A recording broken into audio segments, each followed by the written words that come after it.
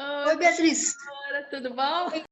Então, boa tarde todo mundo, bem-vindos ao nosso quarto encontro. Hoje a gente tem a professora, doutora queridíssima, competentíssima, Helene Yankee, da Unicamp, que vai falar para nós sobre aspectos da retórica. Bom, antes de tudo, eu agradeço imensamente o convite. Adoro fazer essas coisas, mas nunca fiz nesse formato. Então, eu tô meio nervosa, porque não sei se vai dar certo, né? Vai. Mas tem sempre uma primeira vez para tudo, né? Então, essa é uma primeira vez, que se der certo, eu acho que vai ser uma delícia. Bom, agradeço imensamente, Beatriz, e parabéns por essa sua iniciativa, eu acho maravilhosa. Acompanhei o vídeo do Edmundo, gostei muito da primeira aula. A segunda chegou ontem, aí não tive de olhar com calma, mas eu acho que vai ser uma coisa bastante estimulante para todos os alunos que estão acompanhando aí. E eu espero poder contribuir também com alguma coisa. Claro. Beatriz, você pediu que eu falasse sobre afetos, retórica, e você sabe muito bem que esse é um assunto que eu adoro, né? Mas é um assunto muito extenso e bastante complicado também, porque de um lado é um assunto que tem muito sex appeal, né? Quer dizer, tem é muito charmoso, né? É muito bacana a gente falar sobre figuras retóricas, e de outro lado dá margem a muitos equívocos e muitas coisas mal compreendidas e depois mal aplicadas. Mas isso é um problema que nós temos em tudo que fazemos e em toda a pesquisa também, né? Que na hora que aparece um assunto interessante, esse assunto vira moda, e quando vira moda já começa a sair um pouco distorcido, de acordo com as interpretações. E é um pouco essa preocupação que eu tenho tido ultimamente com relação exatamente a este assunto, né? Eu vou tentar seguir um pequeno roteiro, mas eu já digo que vou abordar muito de leve tudo isso, porque sei lá quanto tempo que a gente precisaria, né, para conseguir esgotar os assuntos. Eu achei muito bacana aquela primeira aula do Edmundo, ele ter falado sobre os temperamentos e sobre a questão da afinação, que é, na verdade, algo muito básico, não é, para a gente entender a música, e muito básico para entender esses instrumentos antigos e enfim, essas propostas que nós temos, né? Aí vem assim, a primeira pergunta: vocês, os alunos, né, quando começam a tocar cravo e tal, se veem à frente de tantos problemas que precisam ser resolvidos, né? Eu acho que nessa primeira aula o Edmundo abordou muito corretamente, eu achei de uma maneira muito interessante, a natureza do som, né? E tem tantas outras coisas que precisam ser abordadas, lógico, e que faz parte do estudo, né? A natureza dos instrumentos, né? Cada instrumento tem uma personalidade diferente. A aula do Edmundo já entrou direto na questão da acústica, né? Que eu acho que assim uma universal na música, né? O timbre, as relações entre os intervalos, isso tudo vale para todos os instrumentos, para todo tipo de música, e naturalmente com suas mudanças de acordo com a geografia, com os períodos históricos, etc. E é uma coisa fascinante no assunto que ele abordou, que prova a nós que nada é perfeito nesse mundo, nem mesmo a natureza dos sons, né? Uma vez que o grande problema que nós temos com a questão das afinações dos instrumentos, de encontrar uma afinação adequada, é um problema enorme que a gente encontra por causa dessa bendita coma pitagórico, né, que é uma, vamos dizer assim, a gente pode pôr entre aspas, uma imperfeição da natureza. Se essa questão fosse perfeita, você afina as quintas, aí as quintas já combinam com as quartas, com as terças, e tudo já combina, a gente não teria tanta discussão, mas também não seria tão interessante a abordagem do assunto, né? Depois, a gente precisa um outro elemento que quem vai estudar música precisa abordar. Eu acho que é aquele do qual nós nos aproximamos em primeiro lugar, né, no início do estudo, que é a questão da técnica, né? Para você conseguir um bom som no instrumento, você precisa vencer uma série de obstáculos. E essa é a tarefa da professora Beatriz, principalmente, né? É mostrar quais são as ferramentas que a gente usa para vencer esses obstáculos. Né? Quais são os obstáculos? Todos os instrumentos são feitos de matéria, de madeira ou de o que seja, de fios de aço, ou ferro, ou pregos, ou pedaços de feltro, são feitos de matéria. E a matéria resiste às vibrações, resiste a tudo. E nós ainda temos outros obstáculos, os nossos próprios dedos, as nossas juntas, que às vezes dificultam a agilidade dos dedos. E muitas vezes você pode conseguir agilidade, mas não consegue um som bonito. Então é a posição que você os dedos, etc. Enfim, é uma infinidade de problemas técnicos que a gente tem que resolver, né? Depois a gente pensa, bom, agora eu já tenho agilidade, já sei como é que é a natureza dos sons, então eu posso sair tocando, né? Aí você se vê confrontado com a forma, com o estilo, e o estilo tem a ver com a história, não só a história do instrumento, mas também a história da música que você quer tocar. E lá na ponta desse caminho imenso, né, você chega um pouco no assunto que nós vamos abordar hoje, né? Porque é claro que para tocar um instrumento, para tocar cravo, basta você ter um cravo, né, e que seja, vamos dizer, tecnicamente bom, e basta você ter agilidade nos dedos e controlar, ter controle sobre os seus dedos. Aí basta, você já pode sentar e pode tocar, mas você não chega na essência da música que você quer tocar. Bom, então nós vamos... Eu achei engraçado que a aula vem logo depois da aula do Edmundo, porque ele já começa falando de temperamentos, né? E quando eu vou falar agora de figuras retóricas, ou como eu prefiro mais dizer, de expressão dos afetos através da música, eu vou falar de temperamentos. Só que o temperamento do qual eu vou falar não é exatamente, até, bem no fundo, é a mesma coisa. Mas, enfim, não é a mesma abordagem, né? Então, vamos lá. A primeira pessoa que a gente sabe, que a gente historicamente tem evidência, né, de que falou sobre temperamentos, foi Hipócrates, na Grécia, entre 300 e 400 anos antes de Cristo. Quer dizer, nós estamos falando nós vamos falar no século XXI agora de algo que já estava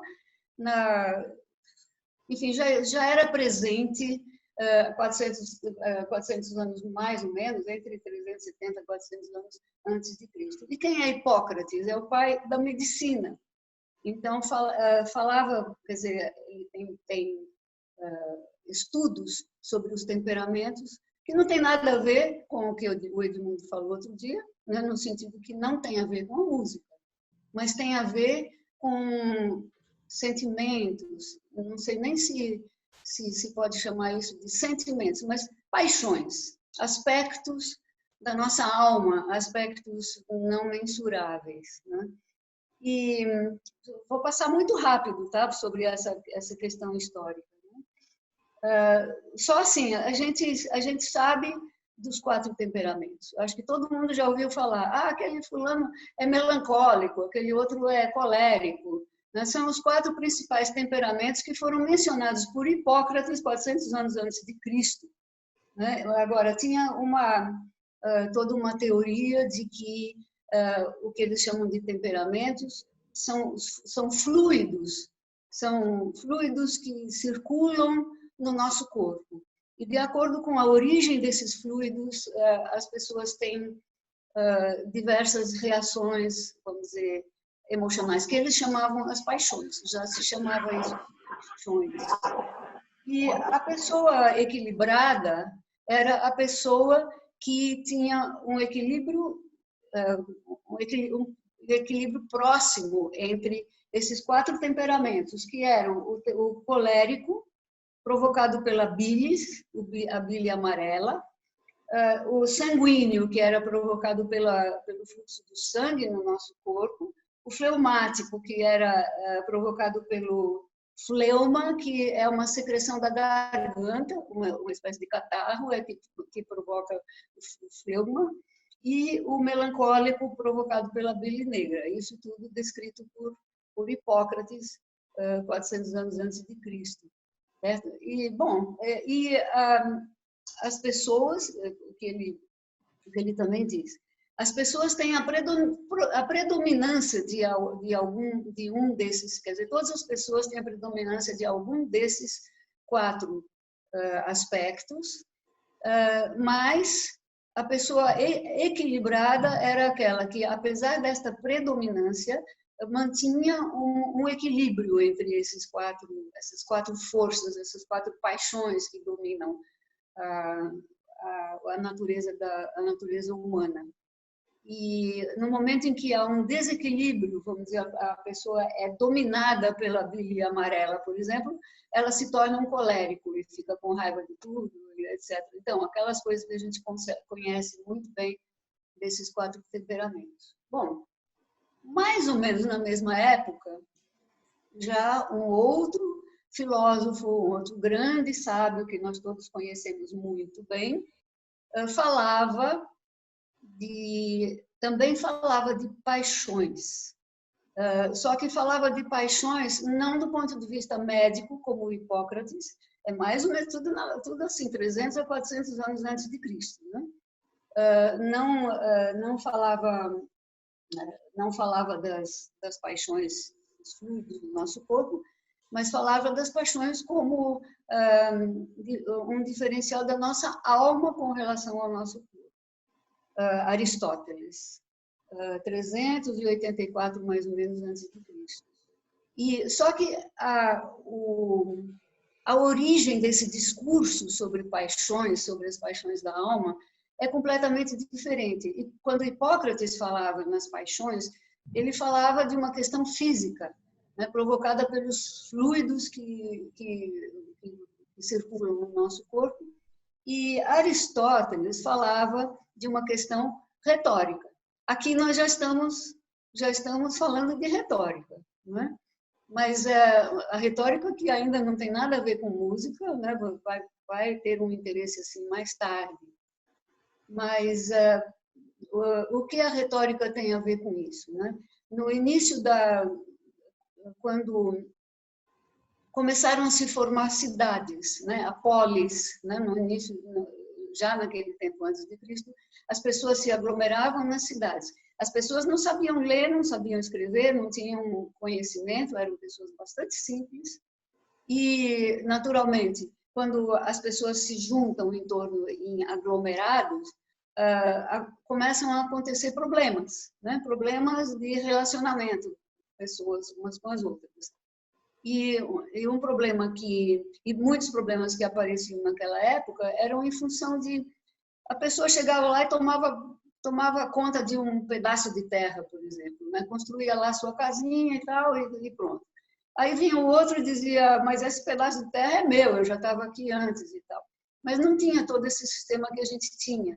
E as pessoas, então, não sabiam como defender a sua propriedade, eles não tinham ainda uma noção clara de propriedade, mas eles tinham uma vivência, digamos assim, de propriedade. né? Porque onde eles tinham se estabelecido era o lugar deles. E aí saía muita briga, muito crime, inclusive. Aí o outro se apoderava de algo que ele achava que era dele, ia lá, matava o outro e tal. Era complicado. E os sábios, algumas pessoas eram sábios, eram educados, sabiam ler, escrever e tal. E aí foi que apareceram os primeiros, o que hoje em dia talvez fossem os advogados, né? Então, pessoas que sabiam ler, sabiam escrever, e eram escolados, né? E então ajudavam as pessoas, ajudavam o povo a defender sua propriedade contra os outros.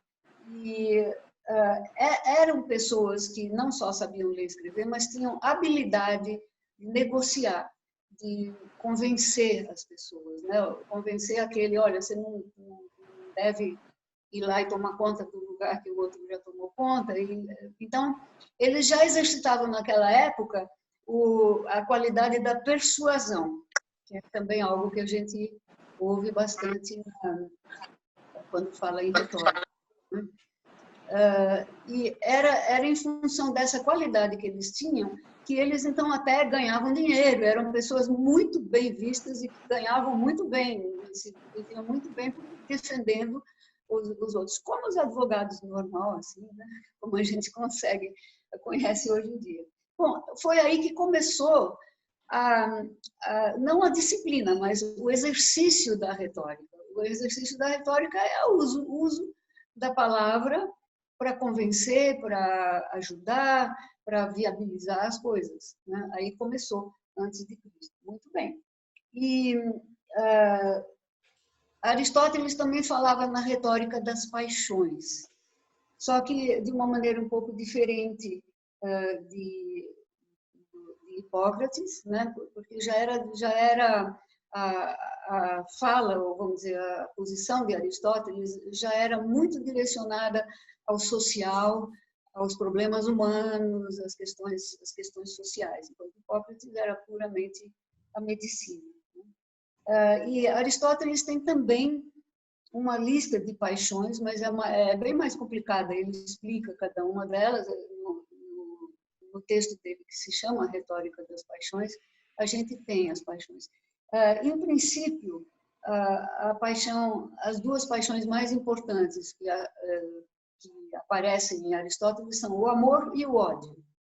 E as outras paixões que ele descreve sempre aos pares, ou seja, a boa qualidade e o antagonista dessa boa qualidade. Não sempre, mas na maioria das vezes ele descreve assim, o que é bastante interessante. Mas ainda é ligado ao social, é a posição de um filósofo, de um pensador. Muito bem. Esses dois autores de Antes de Cristo vão se encontrar de novo naquilo que interessa a nós vamos fazer um pulo enorme agora na história, né? No século XVII, início do XVIII, com Descartes. E agora a gente entra naquilo que vai nos interessar ainda, né? E eu tenho muita preocupação quando se começa a falar dessas coisas, porque a primeira coisa que eu ouvi, hoje em dia as pessoas já estão um pouquinho mais cuidadosas com isso, né? Mas há umas 2 décadas atrás, falava-se muito em analisar e conhecer ou exercitar a música de acordo com a doutrina das paixões, né? E a doutrina das paixões não tem nada a ver com música, tá? E quando a gente fala de Descartes, também ainda não tem nada a ver com música. A gente fala a teoria dos afetos, né? A teoria dos afetos ainda é um pouquinho menos radical do que das paixões, porque a doutrina das paixões é um título específico de René Descartes, em que ele junta um pouco, ele junta a questão dos fluidos, aí já está no século XVII, já numa época em que já existe a dissecação de cadáveres, então o conhecimento de anatomia já começa a ter uma organização científica, vamos dizer assim. Descartes é tido como um dos primeiros pais, não digo pais, mas em todo caso gestores da ciência, né, e do pensamento científico. É famoso a famosa frase de Descartes: penso, logo sou. Né? O que Descartes quer dizer com isso? Que você só é um ser humano diferenciado de todos os outros seres do universo porque pensa e porque tem a capacidade de questionar. Então, muita gente diz: Descartes é um cético, né? Ele não acredita em nada, porque ele diz, na hora que ele começa a pensar, é que ele não acredita. Eu andei lendo desse ponto de vista, né? E eu vejo que não é bem isso. O que Descartes quer dizer é que a capacidade de questionar é o que nos traz também a capacidade de entender. É a questão da curiosidade, né? Eu vou lá e tenho curiosidade com relação a alguma coisa, eu questiono. Por que isso? Por que aquilo? Mas então, por que se fala assim e tal? Então não é uma questão, por exemplo, quando se fala em Descartes, Descartes não acreditava em Deus. Não é que ele não acreditava, mas ele questionava. E o que ele nos ensina é que, para entendermos bem, para nos aprofundarmos bem em algum assunto, nós temos que ser questionadores. Nós não podemos nos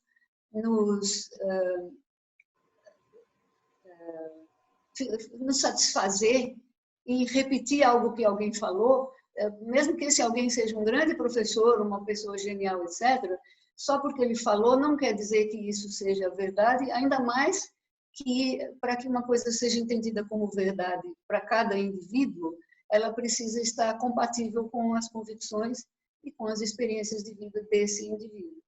Então, a meu ver, é mais ou menos essa a lição, enfim, isso que Descartes quer dizer com essa frase tão simples dele, né? Com relação às paixões, Descartes falava muito, Descartes falava de 5 principais paixões, 4 principais: a alegria, a tristeza, o amor e o ódio. Ele não está muito longe de Platão, né? Ele trata também os antagônicos, mas ele fala de muitas outras paixões. Descartes tem uma lista assim imensa de paixões. Algumas são vamos dizer, 2 ou 3 paixões juntas que formam um outro tipo de sentimento e tal. É interessante, mas sempre tem a ver com o nosso corpo e a nossa alma. E Descartes fala o centro dessas nossas paixões, dessas nossas emoções, está numa famosa glândula pineal.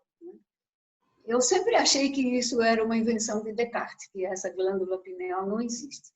Mas ela existe, eu fui olhar e existe sim, é toda uma explicação lá ligada ao nosso sistema metabólico. E sim, ela produz hormônios, eu não tenho conhecimento suficiente para confirmar quais são os hormônios, mas ela produz hormônios e ela atua então sobre os nossos órgãos e provoca então sim essas instabilidades emocionais quando existe o mesmo pensamento de Hipócrates, né? Quando existe um desequilíbrio entre enfim, todas essas forças que derivam da glândula pineal, existe um desequilíbrio no nosso metabolismo e provoca reações emocionais também, né? É super interessante isso, porque a gente, quando parte só do ponto de vista da filosofia e da música, né, a coisa fica tão arrumadinha, né? E depois vai um pouquinho mais adiante, a gente vê que é tudo muito mais complicado e muito interessante também, muito mais interessante do que a gente imagina. Bom, depois de Descartes, nós já estamos, quer dizer, Descartes já está no fim do século XVII, então já estamos entrando no século XVIII, que é o período da expressão dos afetos em música.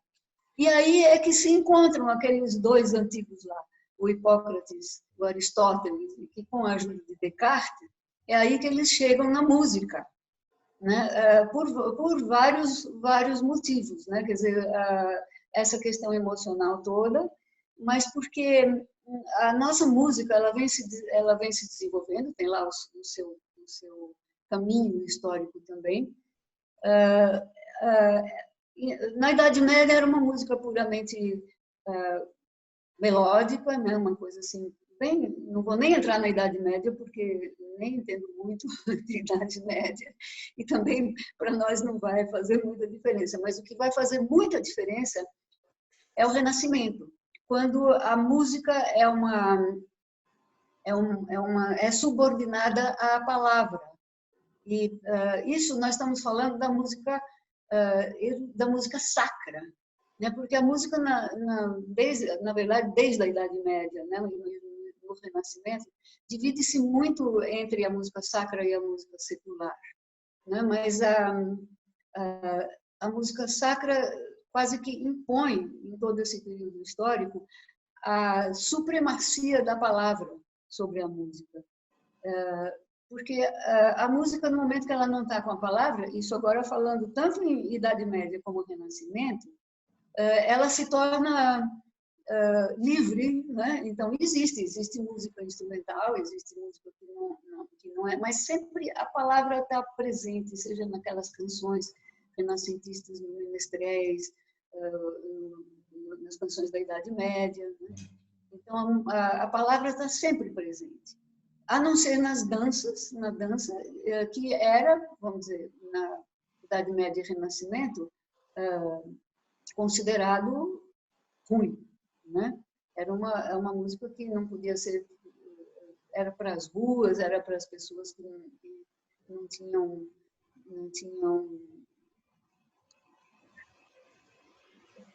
educação, né? E no entanto muito forte, né? Não que não existisse, né? Mas era uma música para dançar, para beber, para cantar. No Renascimento há uma mistura, tanto que há uma mistura muito do que é sacro e do que é popular. Não existem muitas missas que são a melodia, a parte melódica é de origem popular. Existe muita coisa popular que é a música sacra transformada em popular através de um texto mais desrespeitoso, etc. Assim. Renascimento, não vamos falar aí, mas aí já se fala em retórica, aí já se fala em retórica musical. A retórica do Renascimento era uma retórica que valorizava a música em si. Então, o intérprete ou o compositor, aliás, o Renascimento é todo um período em que tanto o intérprete como o compositor era mais ou menos anônimo, né? Tem muita coisa anônima no Renascimento, porque não era importante saber quem fez, quem não fez, ou quem cantou, quem não cantou. Na pesquisa que se fez mais tarde é que se descobre muitas coisas, que a gente individualiza mais a pesquisa. Né? E, bom, com o advento dos grandes instrumentos de cordas, como é que se chama? Dos violinos e violoncelos na Itália, né? Os instrumentos começam, corda friccionada, né? Os instrumentos começam a ter um protagonismo muito grande, principalmente na Itália, né? E aí lentamente vai aparecendo na história da música também a música puramente instrumental, completamente independente da palavra, né? Mas essa dependência da palavra ainda é muito forte, principalmente no norte da Alemanha, principalmente com Martinho Lutero, com a Igreja Protestante, né? Lutero estabelece que a música é um elemento obrigatório nos cultos, né? Nos cultos protestantes, e o cantor, aquele que faz a música, tanto como compositor como intérprete, tem o mesmo prestígio que tem o pastor que faz o sermão. O sermão do pastor tem o mesmo valor, a mesma importância que a apresentação musical. Ou seja, para Martinho Lutero, a música, as cantatas, as paixões, etc., são sermão em música. Então, aí tem essa ligação extremamente forte da palavra, quer dizer, da música, ainda numa situação de subordinada à palavra. E aí a gente, através de toda a movimentação do iluminismo, né, muita recorrência aos grandes mestres da antiguidade e tal, é que entra na música a noção de retórica musical. Inicialmente profundamente ligada à palavra. E aí isso a gente vê em milhões de coisas, né? Desde o Renascimento, aliás. E esse é um momento em que eu acho que, falando isso, vocês vão achar que eu vou falar de Bach, né? Porque é o que eu mais gosto, é aquilo que eu mais, digamos assim, que eu acredito melhor entender, mas eu não vou falar de Bach. Oh. Não, senão fica muito uma repetição do mesmo. Vamos mudar um pouquinho. Mas, em todo caso, Bach é importantíssimo, mas não só ele. Todos aqueles compositores do norte da Alemanha, protestantes, né? Quer dizer, todos os compositores protestantes do norte da Alemanha e muitos dos renascentistas do finzinho do Renascimento, na passagem para o Barroco, né? Todos são importantíssimos nesse sentido. Todos eles usam fortemente figuras retóricas, figuras retórico-musicais, de uma maneira bem sistemática. Bom, aí nós temos, hoje em dia, esse assunto é muito complicado, né? Porque até pouco tempo atrás, nós tínhamos Mattheson, que, quer dizer, já é uma grande coisa, há pouco tempo atrás, nós temos os tratados de Mattheson, de Heinrich, enfim, todos aqueles tratados importantíssimos para procurar. Mas encontrar esses ensinamentos sobre a retórica musical e sobre as figuras ainda é hoje extremamente difícil, porque cada um fala de um jeito e essa é uma das preocupações que a gente precisa ter quando fala de retórica, porque é muito fascinante a gente estudar a retórica musical, as figuras retóricas, quando a gente estuda Bach, Handel já foge um pouco, porque Handel não é tão alemão assim, né? Bach foi criado, cresceu e viveu, e a grande missão dele era dentro da Igreja Protestante. Ele era quase que um Martinho Lutero da música no século XVIII. Né? Ele se considerava um pastor, ele era um cantor, que tem o mesmo respeito na hierarquia da Igreja. Então, para ele, a música era um sermão sonoro. E ele, toda semana ele tinha que produzir uma nova cantata que falasse sobre as escrituras daquela festa, daquele domingo. Ele precisava conhecer tudo isso. E ele era professor de retórica também, assim como Martinho Lutero. Vamos, então, falar sobre as figuras retóricas musicais, como eu havia prometido, e lembrar que eu prometi que não vou falar sobre as figuras em Bach. Mas é óbvio que Bach está sempre presente implicitamente, mas vocês vão ver que tem um aspecto bastante interessante nas figuras francesas também, que obviamente não são tão, digamos assim, dramáticas, não é como elas são em Bach, já que em Bach as figuras fazem parte daquele conceito de sermão sonoro. Todas as figuras que aparecem são figuras que estão subordinadas a um texto, e o texto é subordinado à teologia protestante. Isso, naturalmente, complica bastante a pesquisa sobre essas figuras. Não é sobre isso que nós vamos falar hoje. São figuras bastante simples, assim como a música francesa é uma música muito social, muito afetuosa, e isso as figuras também revelam. Eu quero começar recomendando duas referências bibliográficas extremamente importantes hoje em dia. E quero lembrar vocês, como vocês hoje em dia, como nós, nos tempos de hoje, somos felizes de termos tantas referências bibliográficas. Quando eu estudei na Alemanha, nos anos 60 para 70, ou quando voltei para o Brasil, nos anos 70, nós não tínhamos tantas referências.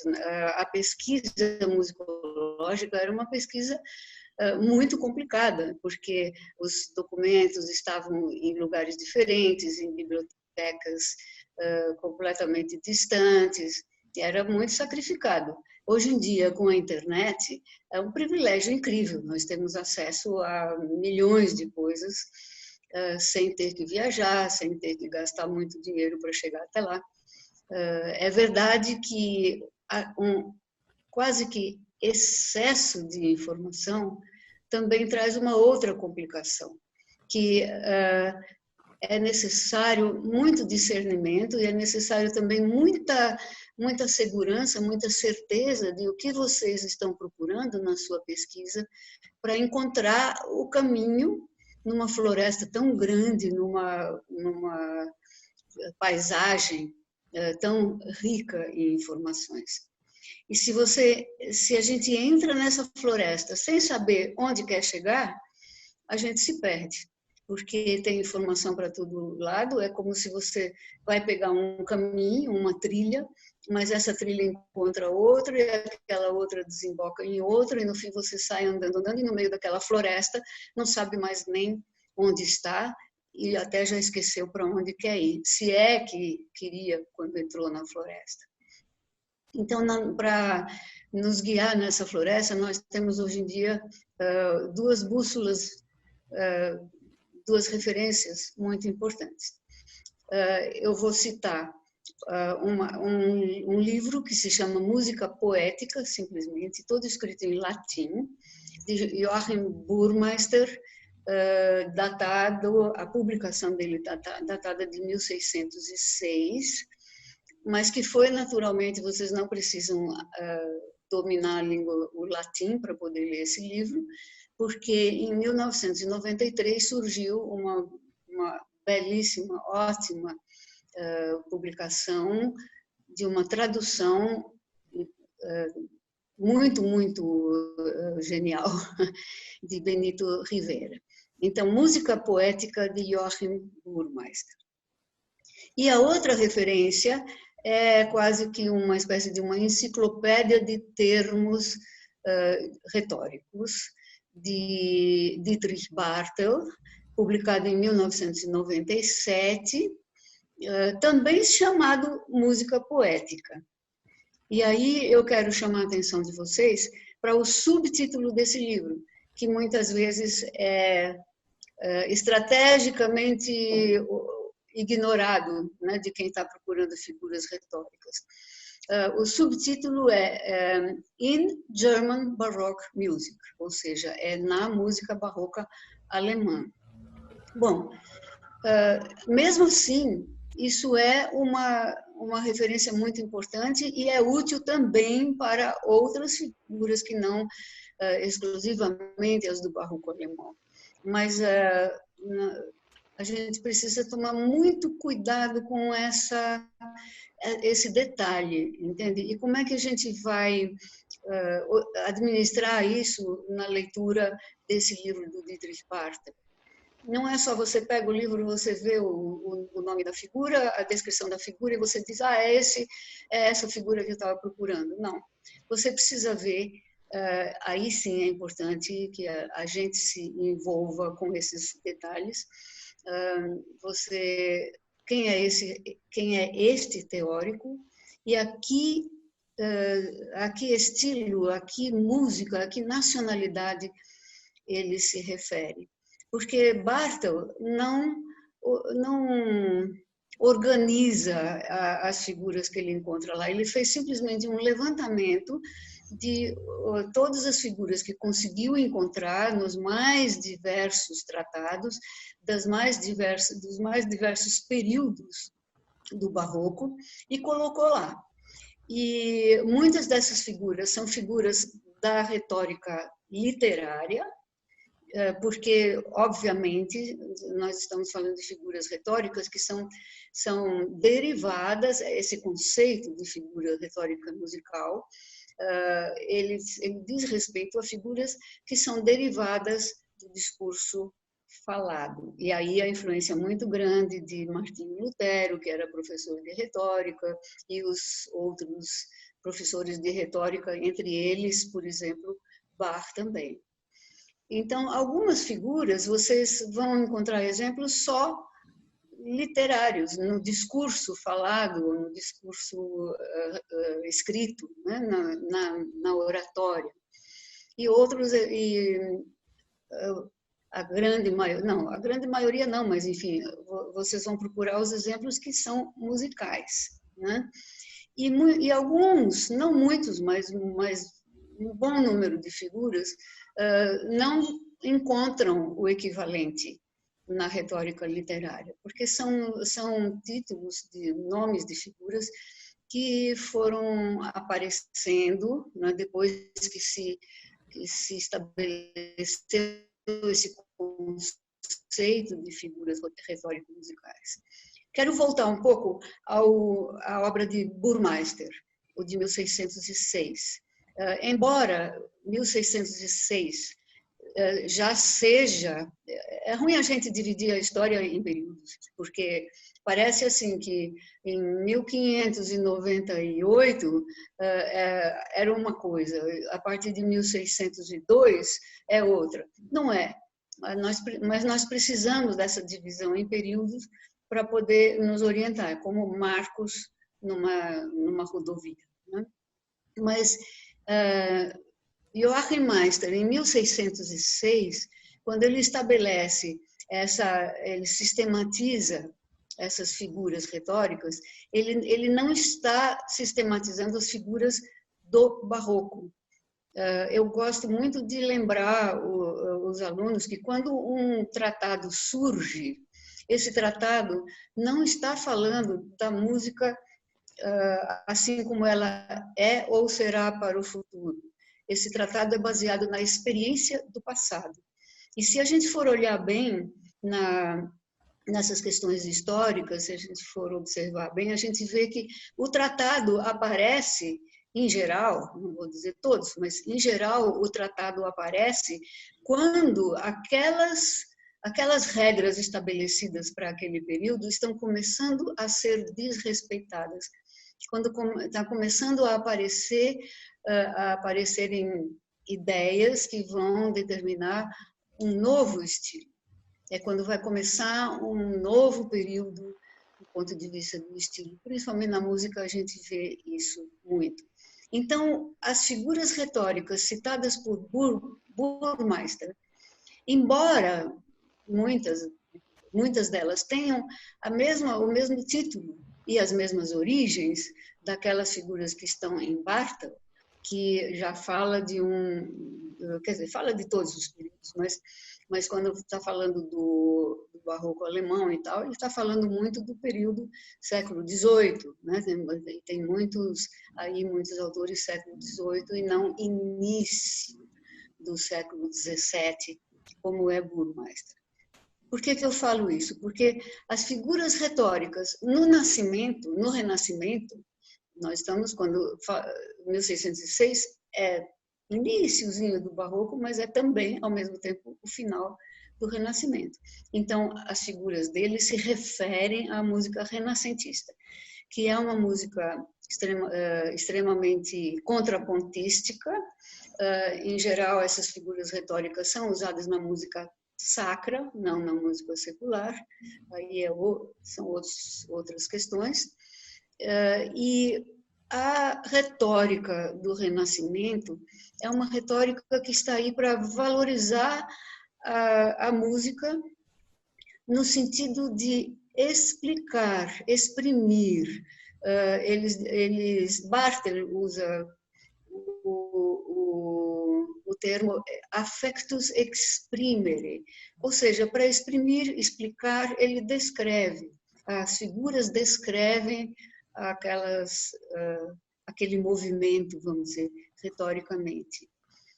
No Barroco é diferente. No Barroco aparece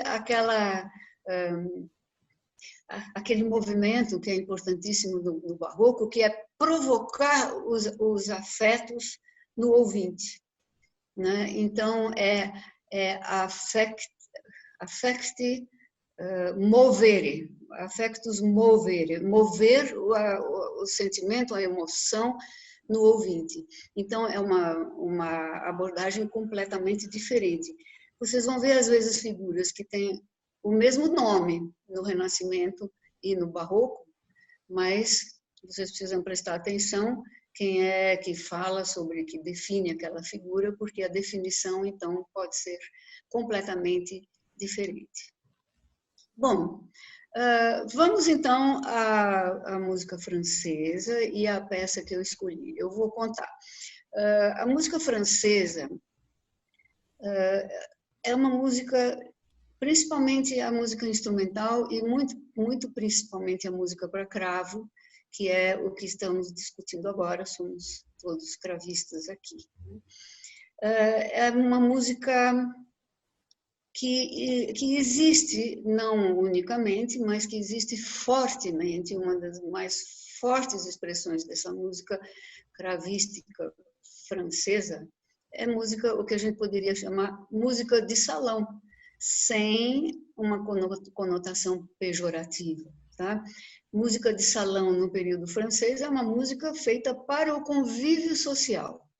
E não só como para o usufruto do convívio social, mas também como uma necessidade para o comportamento, o correto comportamento em sociedade, ou seja, na sociedade das cortes reais, né, principalmente na corte de Luís XIV, no século XVIII. Por ser uma música de convívio social, não é uma música que vai, assim como a música de Bach, por exemplo, às profundidades filosóficas, teológicas, a grandes discussões e tal. Não, é uma música que fica do ponto de vista de afetos, do ponto de vista daquilo que a música exprime, fica no âmbito vou repetir de novo a mesma palavra, a mesma ideia da convivência social. Só que na França, de Luís XIV, era uma música, o convívio social tinha alguns elementos obrigatórios muito importantes, e um deles é a dança. Um nobre francês, para conviver bem na corte de Luís XIV, ele tinha que saber dançar. Então, ele tinha que aprender, ele tinha que dominar todas aquelas regras da dança e tal.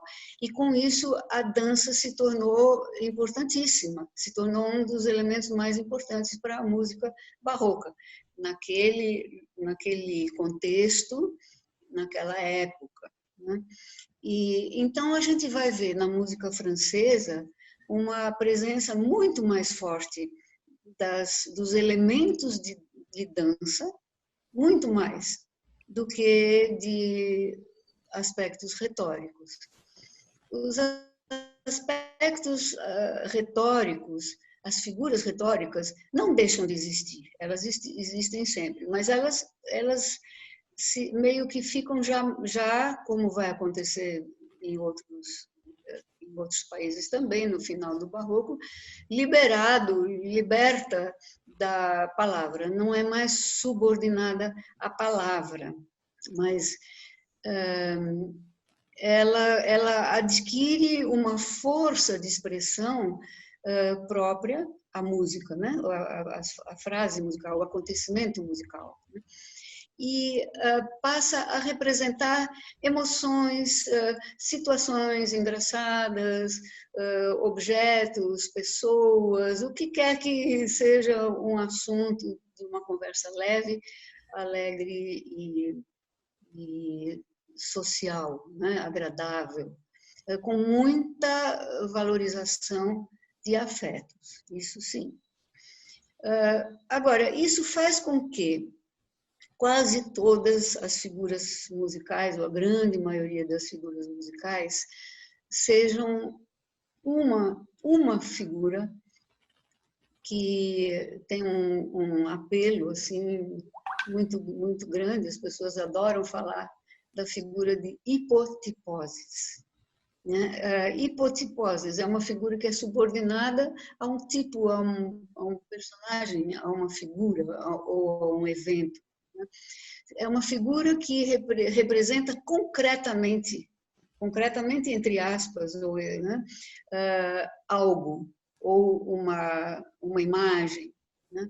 Então, eu acho que não precisa explicar muito, se vocês forem ver em todos os mestres do Barroco, mas o que nós estamos mais, vamos dizer, mais familiarizados, Couperin principalmente, e Rameau também, né?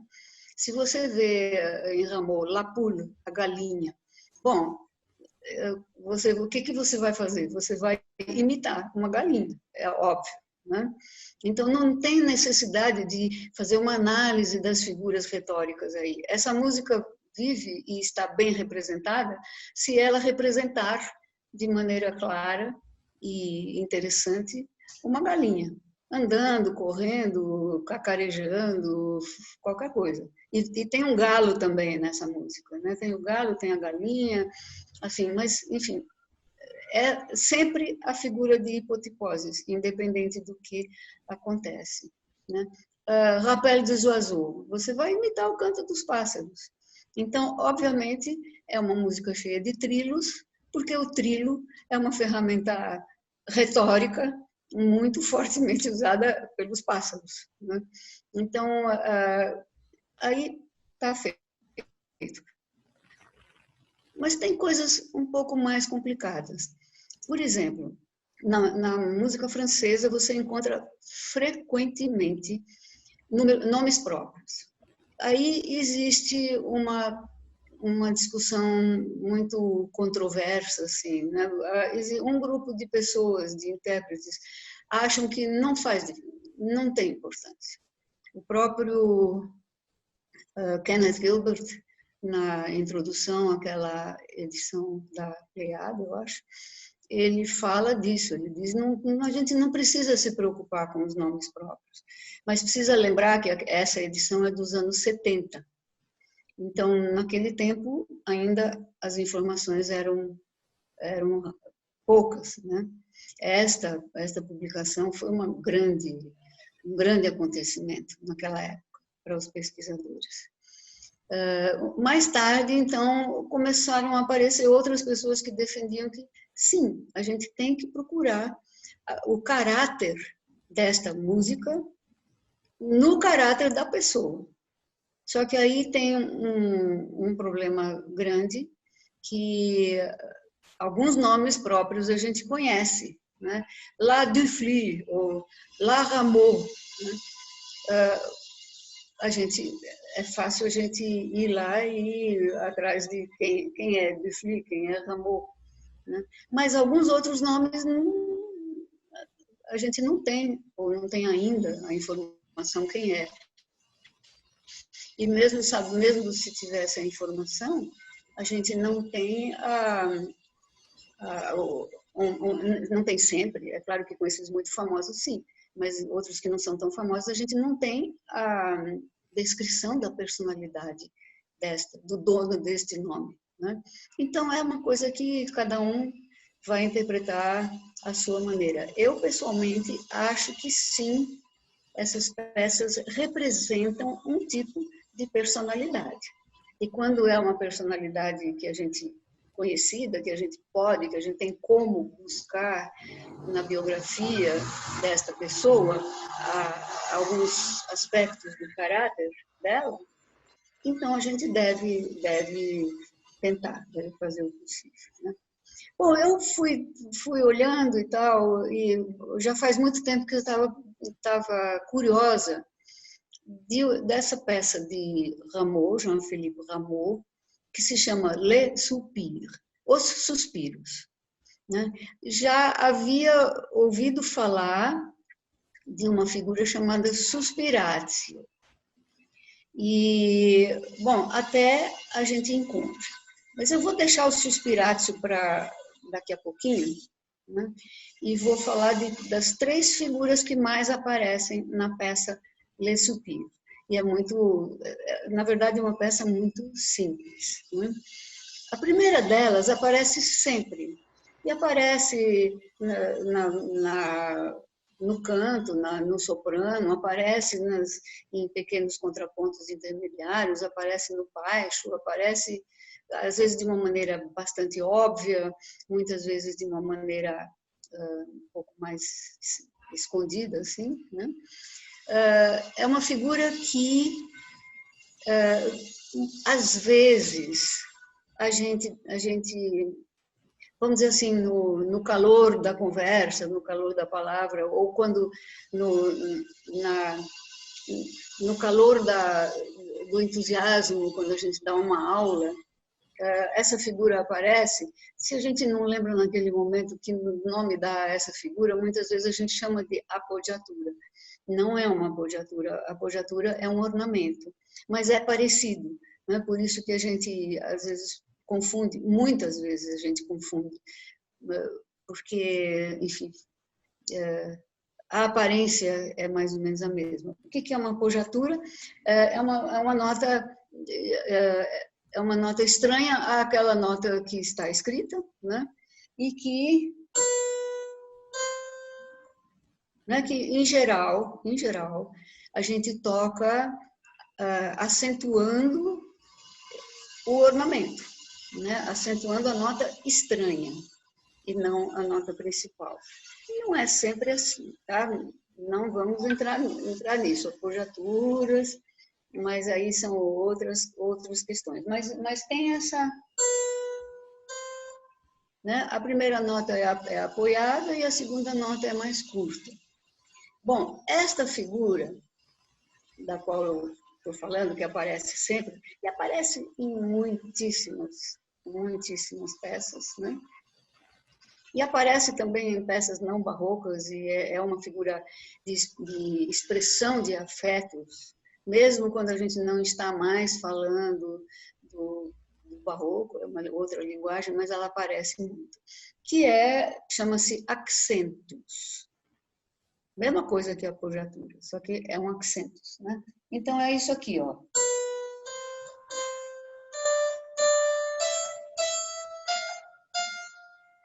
Muito usada, e aí chama muito a atenção quando é descendente.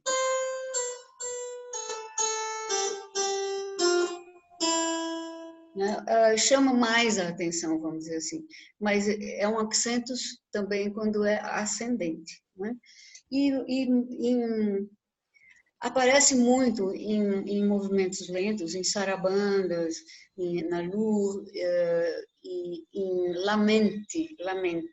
Um lamento é uma peça longa, uma peça lenta, e que, em geral, fala de alguma grande dor e tal, por isso o lamento, né?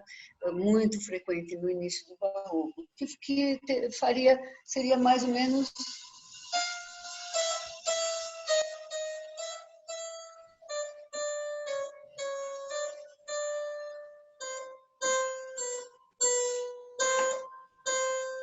né? Eu toquei uma série de accenti, né? Mais descendentes, mas também ascendentes e tal. Essa figura também é chamada, olha só que delícia, figura semplice, uma figura simples, né? Acho que numa linguagem moderna a gente poderia traduzir por o step de todas as figuras, né?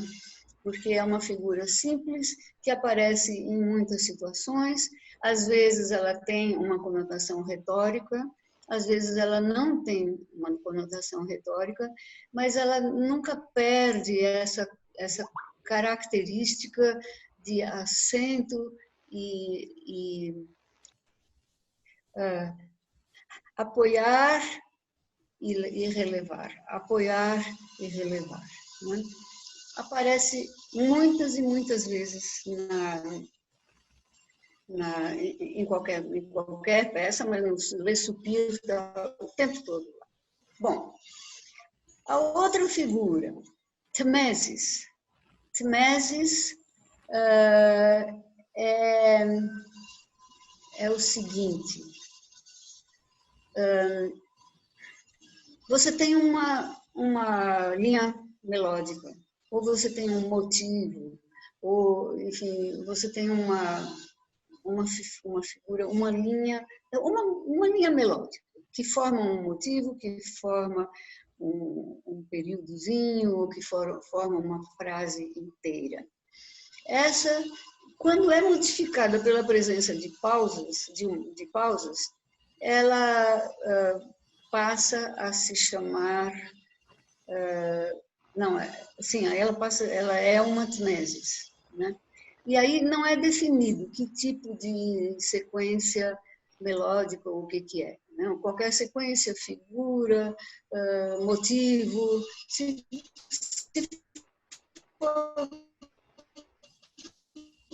então, se você tem, né? Eu inventei agora uma pequena melodia. Ok, se eu fizer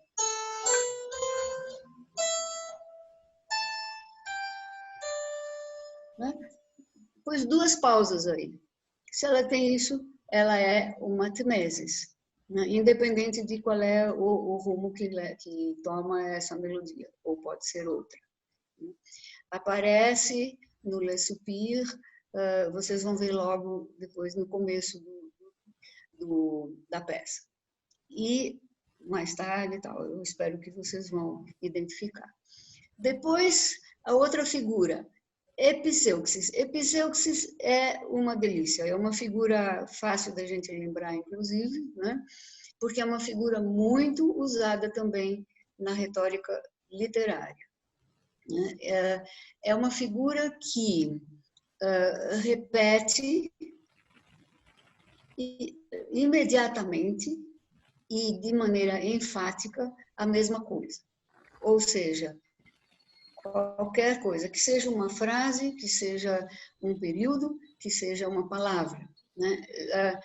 Eu vou usar um pouco essa figura na minha própria fala. Eu digo assim, se vocês têm uma figura que depois que ela apareceu uma vez, ela repete de novo, e repete de novo, e repete de novo, e repete mais uma vez, e repete... Bom, eu acabei de fazer uma grande epizeuxis, né, do repete de novo. Tá? Esse, vamos dizer, é um exemplo. Acontece milhões de vezes e acontece muito na música. O que nós vamos achar no Le Soupir é o seguinte, uma nota, que está, claro, inserida num contexto, né, que deveria ser uma nota longa, né, que deveria ser, sei lá, uma semibreve, né? Só que, em vez dela ficar esperando ou desaparecer e pronto, né? Porque no cravo não dá para esperar muito tempo, no órgão daria, né? Ela fica.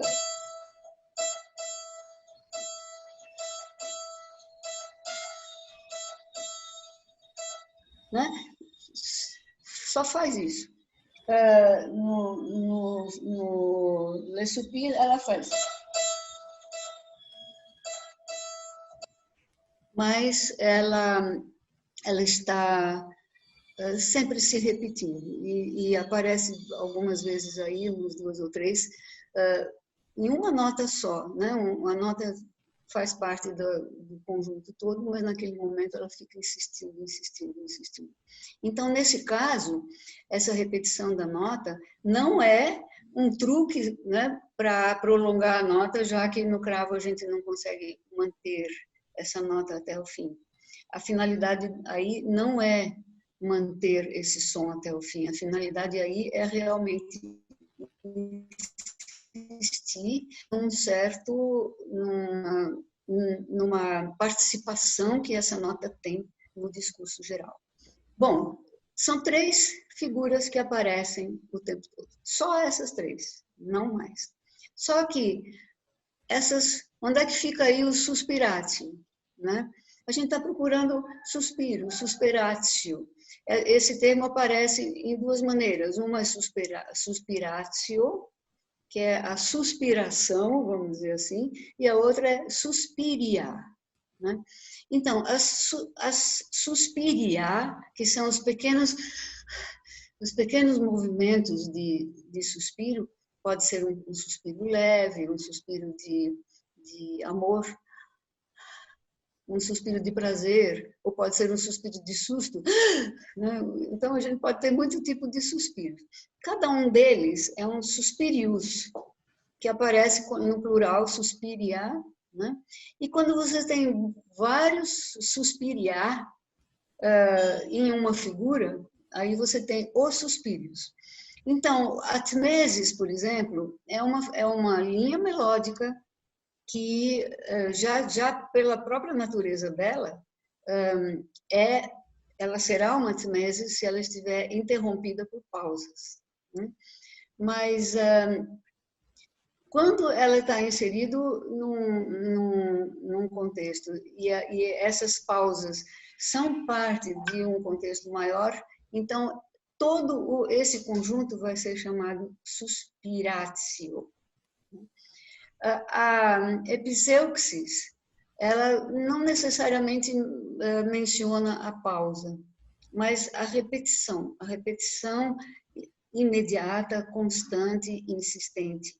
E quando ela está lá como um elemento que quer ser enfatizado.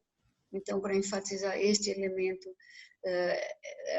repetido, né? Só essa pausa que, em geral, é representado, né, essa pausa existe para que se possa respirar entre um evento e outro, né, é que faz da epiceuxis um suspiratio, mas sim quando tem a pausa. Quando não tem a pausa, não deixa de ser um epiceuxis, mas não necessariamente um suspiratio. E quando a gente fala do accentus ou figura semplice, muitas vezes essa figura vem escrita sem a pausa, né? Mas aí é uma opinião minha, aí eu não tenho uma referência bibliográfica que eu possa dizer fulano falou isso ou aquilo, né? Mas como você é obrigado a articular para fazer a figura, mesmo que ela não esteja expressa explicitamente na partitura, você é obrigado a executar uma pausa aí. Então, quando são várias seguidas, quando estão assim muito ligadas uma à outra, eu acho que a gente pode sim considerar isso um suspiratio. Mas em Le Soupir, na maioria das vezes a pausa está expressa. Então, nesse caso, né, as 2 notas são ligadas e tem uma pausa depois. Isso não é por acaso. Isso não é só porque o Rameau achou que aí tinha que ter uma pausa, porque articular vai ser articulado assim mesmo. Mas é para enfatizar realmente a questão do suspiro. Bom, gente, é só isso, né? E eu gostaria de saber, eu vou tocar para vocês e gostaria de saber depois o que vocês acharam, porque isso levanta um certo questionamento. Eu vou provocar um pouquinho já antecipadamente. Eu ouvi tudo isso quando vocês ouvem novamente, faz diferença ou não faz diferença? Né? E a outra pergunta, mas isso eu acho que vou deixar para depois que vocês ouvirem.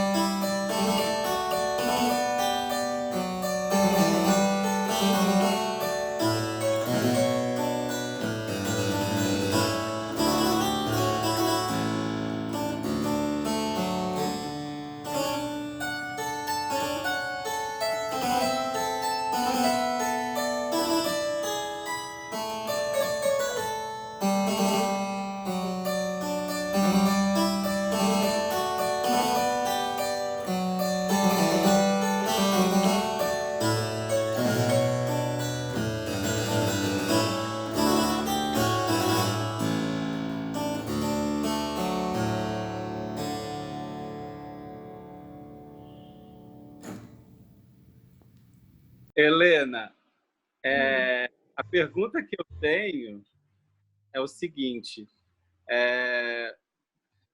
se você fala sobre a figura retórica, mas voltada para a melodia, ela poderia estar associada, por exemplo, a hipotipose poderia estar associada com a pausa e não com a melodia? E isso seria o suspiro? Como é que você consegue não associar a pausa com a melodia? A pausa tem que estar associada com alguma coisa. Uma pausa em si é um abruptio, por exemplo, quando você tem muitas vozes, de repente, puff, é um silêncio. Né? Então, essa pausa é uma figura em si. Mas quando ela está ligada a algum outro tipo de movimento, eu acho que não, você não pode entender só a pausa como uma figura. Entendi. Não, porque fala muito sobre a melodia, mas a pausa também faz parte da música. Não, o que eu achei interessante nesse caso é justamente que a figura em si deixa de ser importante. Quer dizer, o que acontece é quando a pausa está embutida, quer dizer, a pausa se insere na figura, então ela muda a característica da figura. Sim, é porque você falou, você colocou a figura melódica, por exemplo, acho que a Temis, eu acho, que é uma figura melódica associada com uma pausa. Mas eu queria saber se a pausa em si poderia ser um evento. A pausa sozinha, que você pergunta, Carla. Só se ela aparece, vamos dizer, como uma coisa isolada mesmo, uma coisa isolada num movimento importante. Aparece frequentemente. Eu não sei agora, no meio da Prado que você está estudando, se aí tem, mas você está fazendo, tem um monte de coisa para de repente tem um silêncio. E aí continua uma outra coisa. E esse silêncio não está modificando uma figura, mas ele está interrompendo uma figura. Interrompe, tem silêncio e daí continua a música. E aí a pausa chama-se abrupto. É a característica mesmo da pausa que vem de repente e acaba com o som. Né? Entendi. Ninguém mais, todo mundo está quietinho. Helena? Está me ouvindo? Estou te ouvindo. Você optou por tocar o segundo manual, tem a ver com a sua escolha, a sua compreensão, e no sentido do que são os suspiros? Não. Eu vou fazer uma confissão aqui em público. Porque estava chegando às 4 horas da tarde e eu ainda não tinha afinado o cravo inteiro. Então, eu vou tocar no único manual que tinha um certo equilíbrio na afinação. Porque poderia ser um critério também, dependendo da visão do intérprete, não é? Ah, sim, claro. Também quando você faz com repetição, a mudança de manual também dá uma diferença no afeto, eu acho. No discurso. No discurso, você toca no primeiro manual, tem uma força, tem um vigor aí, que o segundo manual tem mais doçura, mais suavidade. Mas aqui não foi uma opção definitiva, foi Entendo. Questões práticas. Eu acho que a pergunta da Helena é como se a gente tocasse uma peça, por exemplo, as 4 estações, né? Você simplesmente, eu acho que ninguém nunca não ouviu as 4 estações, mas se tocasse sem saber que aquilo seria primavera, verão, outono e inverno, você teria uma percepção, né? Poderia ser, sei lá, minha sala, a chuva, o cachorro, qualquer outra coisa. Mas quando se estabelece, isso é a primavera, isso é o verão, aí você já vê com outros olhos, já escuta com outros olhos, né? Então, porque você faz associações, né? Com outros ouvidos, né, na verdade. Agora, eu vou dizer... Na partitura, né? Tocar como se estivesse batendo o queixo de frio. Sim, Mas eu vou... um dos motivos pelos quais eu coloco essa questão é uma pergunta que eu mesma me faço sempre. A gente fica muito... Eu fico muito fascinada com essas revelações todas e tal. E é uma revelação atrás da outra, né? Só que, assim... eu estudei numa época em que, quando eu estava na Alemanha, né, em que não tinha nada disso. A gente não tinha acesso. A gente não tinha acesso aos instrumentos originais, a gente não tinha acesso aos tratados, e quando aparecia assim, algum tratado que aparecia, aquilo era assim, a maravilha, e era a lei, era a última verdade. E a gente com o tempo foi vendo que há muitas verdades. Mas...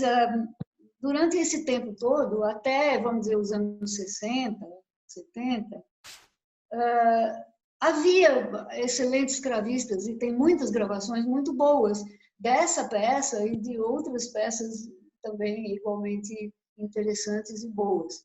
E quando a gente fala que a gente descobre tantos detalhes importantes e detalhes que te deixam realmente entusiasmado e tal, fica parecendo que a gente acha que aquilo o que Kenneth Gilbert, enfim, Dolmetsch, aquele pessoal do passado tocou, é errado ou é ruim, né? Então, às vezes a gente ouve comentários que manifestam, vamos dizer assim, um julgamento de qualidade naquilo.